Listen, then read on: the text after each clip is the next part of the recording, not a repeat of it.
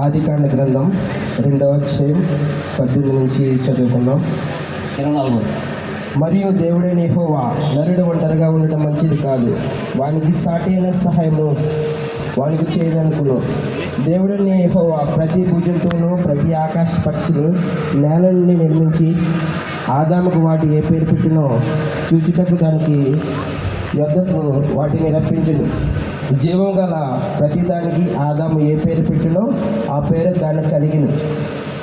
అప్పుడు ఆదాము సమస్త పశువులను ఆకాశ పక్షులను సమస్త భుజంతువులను పేర్లు పెట్టెను.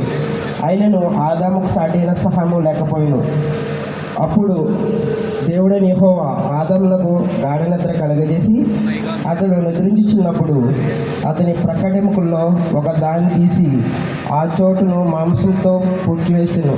తరువాత దేవుడైన యెహోవా తన్ను ఆదాము నుండి తీసివేసిన ప్రక్కడెముకను స్త్రీగా నిర్మించి ఆమెను ఆదాము వద్దకు తీసుకుని వచ్చెను.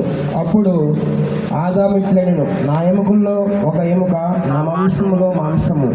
ఇది నరులో నుండి తీయబడిన కనుక నారి అనబడును. కాబట్టి పురుషుడు తన తల్లిని తన తండ్రిని విడిచి భార్యను హత్తుకును, వారిద్దరూ ఏక శరీరేంద్రులు. వాక్యం దీవించిన వాక్యం